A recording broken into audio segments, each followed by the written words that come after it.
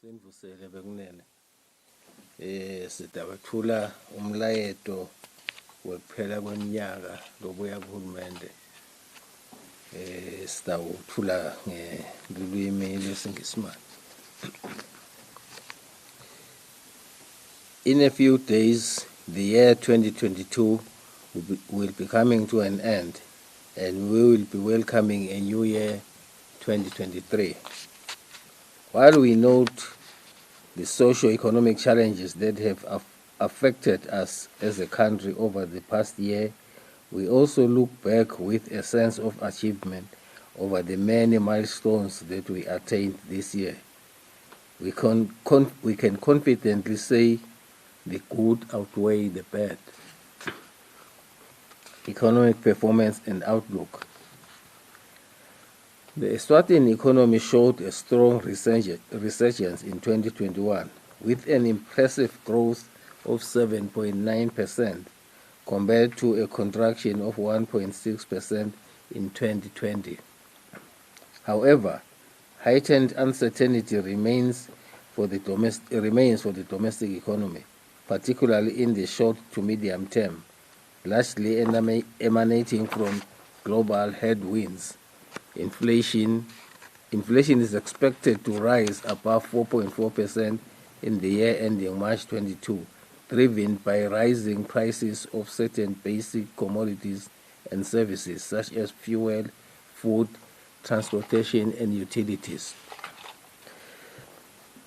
The recent social unrest and external shocks from the Russia-Ukraine war have both resulted in unexpected expenditure and are expected to have a negative impact on the fiscal position.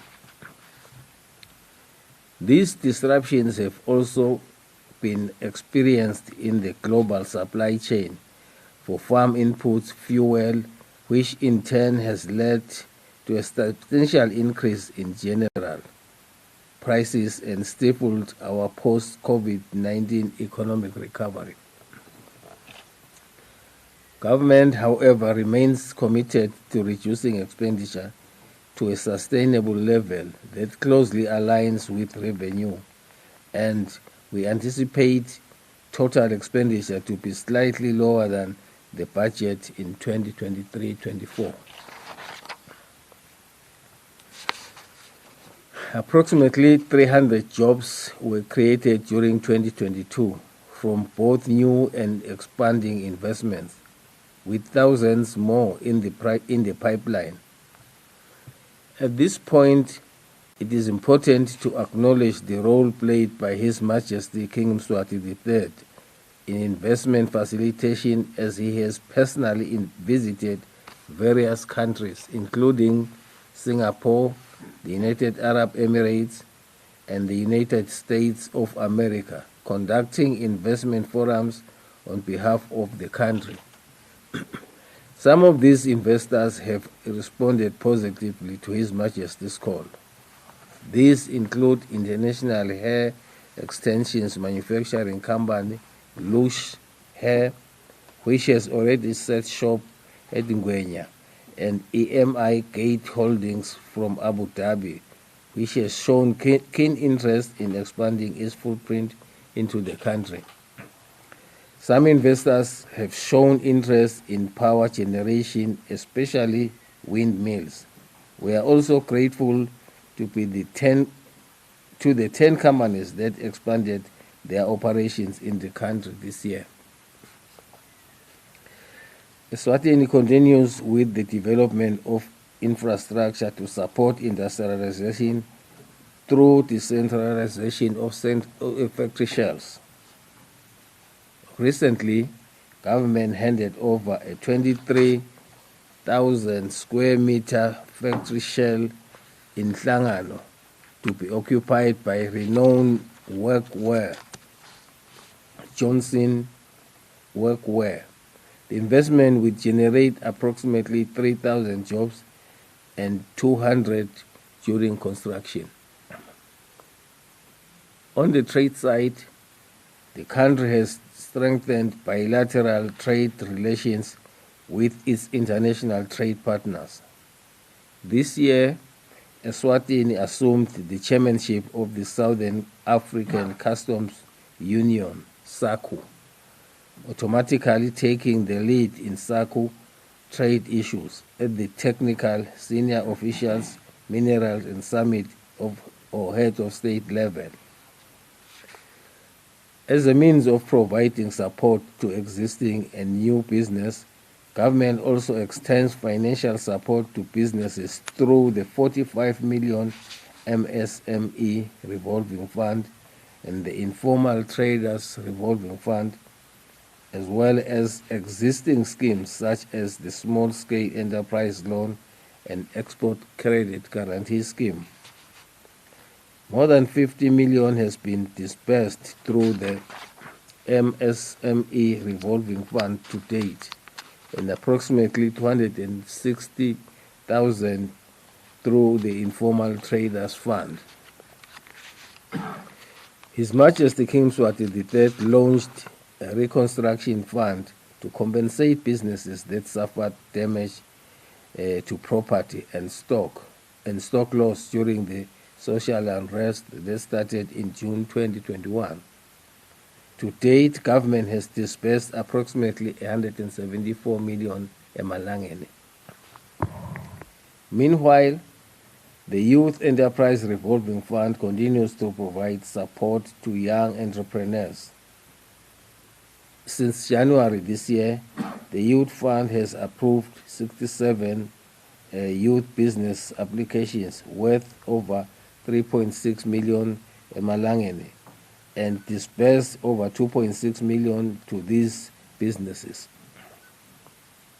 employing about 113 emaswati.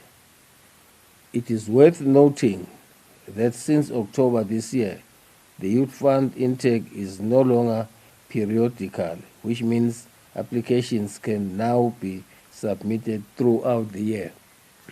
Therefore, we urge the youth to fully utilize this facility.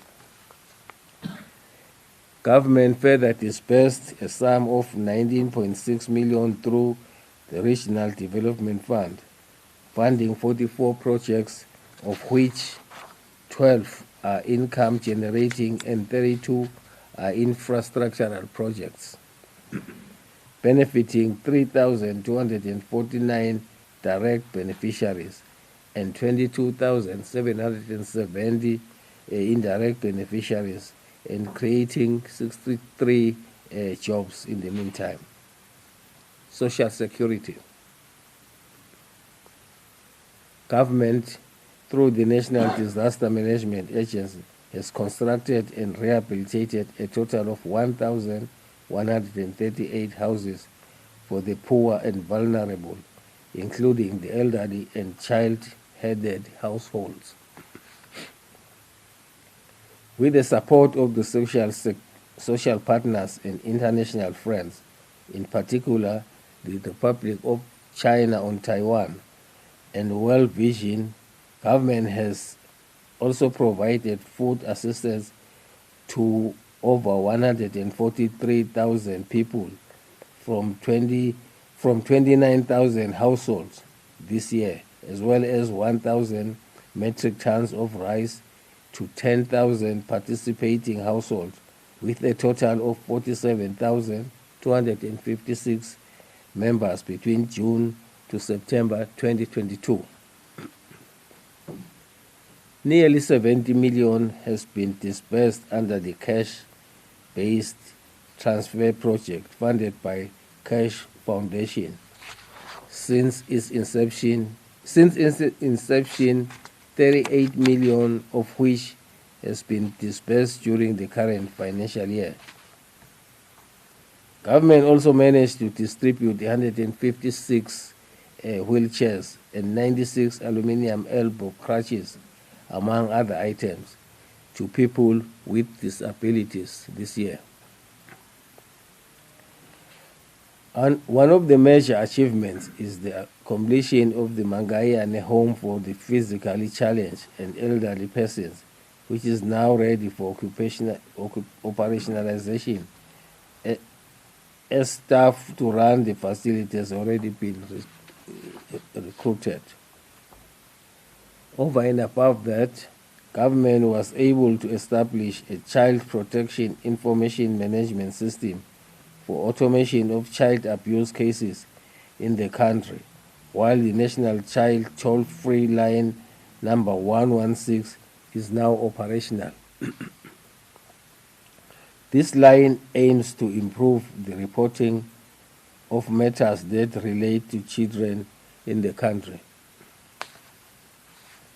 We note, however, the increasing cases of gender-based violence and brutal violent crimes in the country, leading to fatalities, which we condemn in the strongest possible terms. We did observe a spike of GBV cases at the height of the COVID-19, and it seems violent crime is on the rise again. For instance, just this past month alone, we recorded 15 murders in different areas across the country. Government realizes the need to build more temporary care facilities and shelters for GBV survivors. Agriculture. This year, the country realized an increase of 27% in maize production. Annual assessment has revealed that 127,000 metric tons were achieved during this period, while 100,000 metric tons were harvested in the previous one. This brings us closer to the national requirement of 140,000 metric tons per annum. Are you still okay? There was increased production of key vegetables by farmers to the extent that we were able to suspend imports of green pepper, butternuts, and kellies in the last 2 months of the year. These are important milestones in the quest to achieve food security in the country. Through NAMPOD, government has recently established a 10 million revolving fund for vegetable farmers to access affordable credit.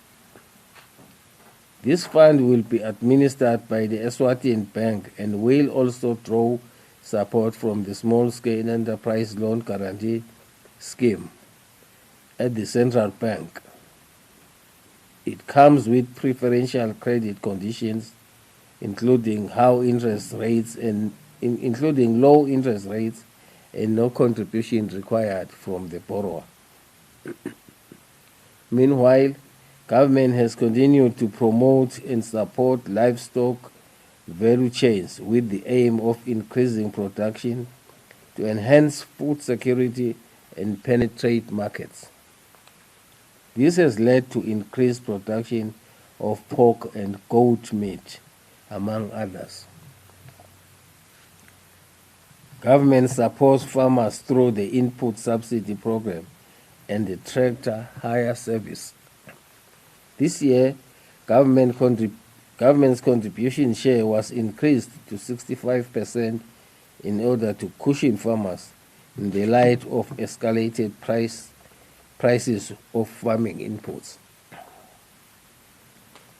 To increase efficiency of the tractor hire service, government, through funding from the Republic of China, Taiwan, procured tractor drone farm implements which are already being used to service farmers.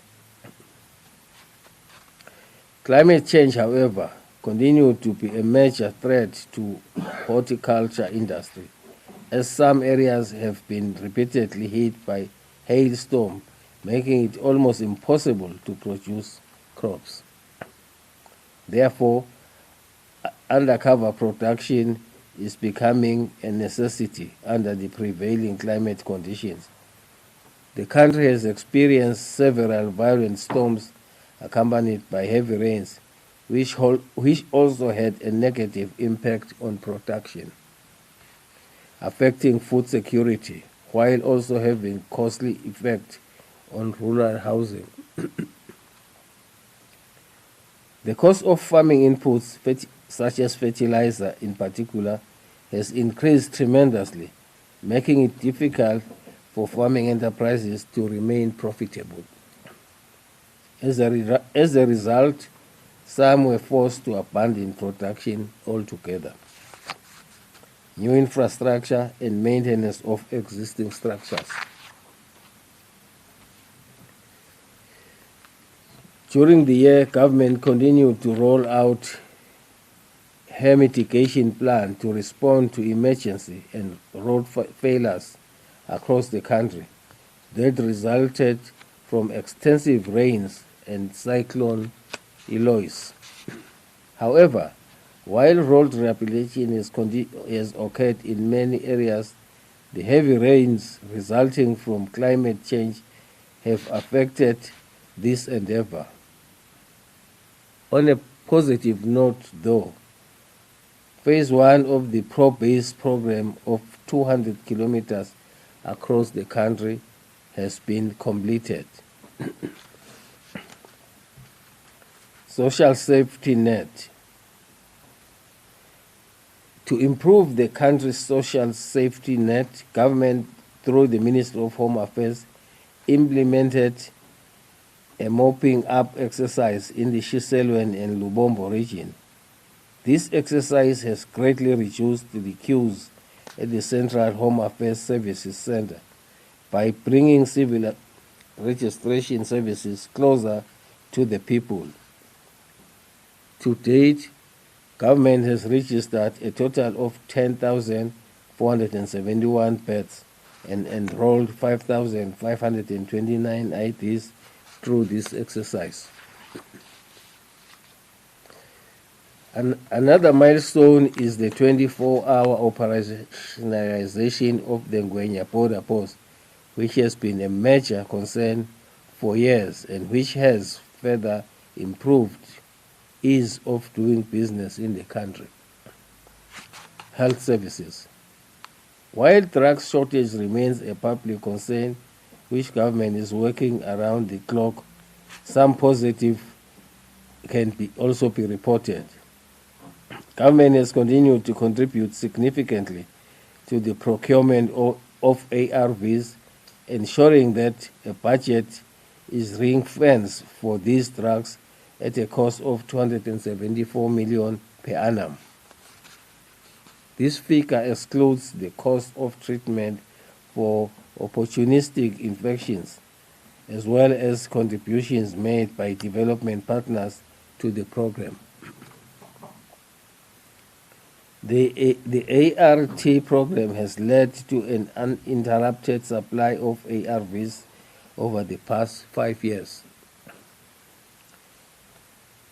By the end of September 2022, there were 207,500 people living with HIV on ART, and this is a steady increase from the 199,900 people recorded at the end of December 2021.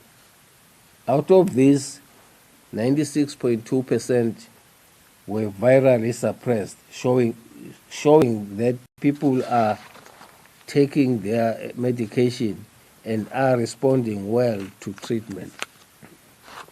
Furthermore, the country has been recognized for the good work done in reducing the rates of new HIV infections from 1.3% to 0.62%, as evidenced in the SHIM's second and third national surveys. Government also provides specialized health services to the nation, including chemotherapy and kidney dialysis, amongst others. At least 229 people are currently receiving hemodialysis and peritoneal dialysis at the Mbabane government renal unit through the PPP with Fresnesius, which government pays around 2,000 per session per patient.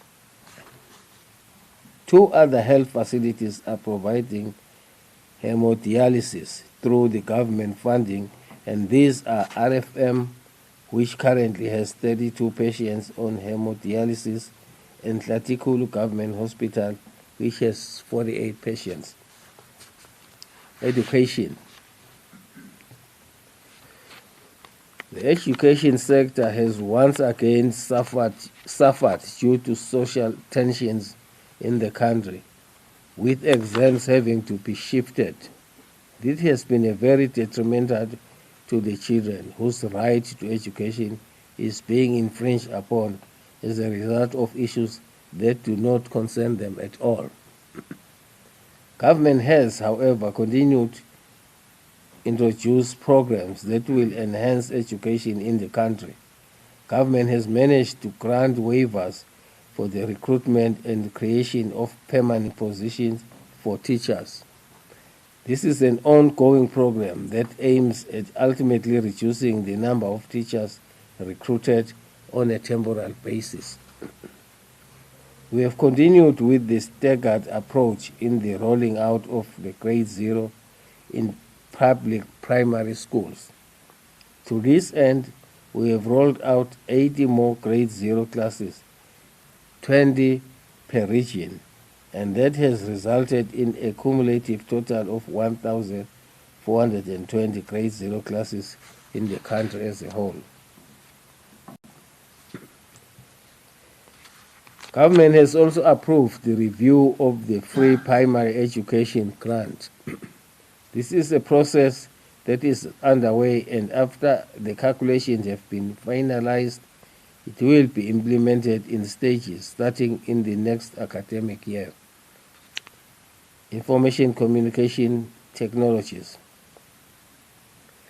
In a bid to improve service delivery, government has continued to make significant strides in extending electronic payments for some services, such as travel document, civil registration, that is birth, marriage and death certificate, identity documents, company registration, trading licenses renewal, and renewal of motor vehicle licenses through the mobile money platform. These initiatives have improved service delivery and eased queues at service points. Distribution channels for licensed disc renewals have been extended to post offices to enable a Eswatini to receive these documents at their nearest post office or other locations.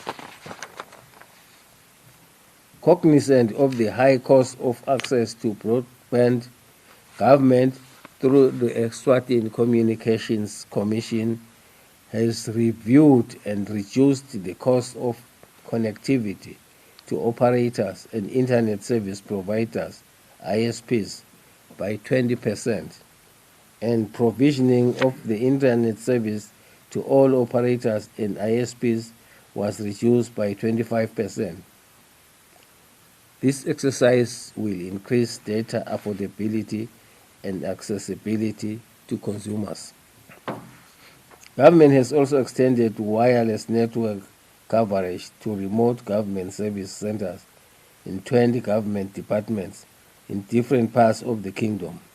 These include Tinkundla centers, parliament, clinics, revenue service centers, police stations, and immigration offices at border posts. We do note with concern the rampant copper theft and vandalism to some of the country's ICT infrastructure, which remains a major challenge, resulting in service outages of radio, television, and telecommunications. While government is working on alternative mitigating measures, this remains a very costly exercise. Therefore, we urge the nation to be vigilant and napping and reporting the copper thieves in their communities in order to avoid service disruptions. energy and water. Government continued to make progress in terms of energy and water coverage, particularly in the rural areas. This year, 3,680 households were identified for electrification, amounting to 83 million funded through the Rural Electrification Access Fund and the World Bank Network Reinforcement and Access Project. Our national electricity coverage is currently at 82%, while our national potable water coverage is at 75%, with 92.5% coverage in urban areas and 67.4% in rural areas. Government continues to endeavor to further improve both water and electricity coverage in line with aspirations of the SDG Goal 6 on clean water and sanitation by the year 2030. In collaboration with our WASH partners, government continued to rehabilitate and implement water and sanitation projects in rural communities across the country aimed at promoting economic and social development, including the construction of 2 water supply schemes that benefited a total of 3,600 people in rural areas, drilling of 80 groundwater boreholes to avail water sources for potable water supply projects, and installation of 7 hand pumps to benefit 150 people in rural areas. Government also successfully collected and interpreted high-resolution airborne geophysical data to generate gold, iron ore, copper, nickel, platinum group elements, and diamond mineral targets, further granting mineral rights for iron ore, coal, and gold. In conclusion, as we are about to enter a new year, it is important to remind Eswatini of our collective responsibility to make Eswatini a peaceful place to live in. It should be everyone's New Year resolution to do everything in their power to protect this country from violent crime and acts of terrorism. Let us unite and rally behind the adage that says, you are your brother's keeper, nawe uliphoyisa. The Ingwala ceremony is upon us. The Ingwala ceremony is one of the most important aspects of Eswatini culture. It is what makes us the unique nation that we are. His Majesty's government therefore encourages all Eswatini and our international friends and visitors to continue to attend the Ingwala ceremony as has been the case in the past. A Merry Christmas and a prosperous 2023 to all of you. Thank you.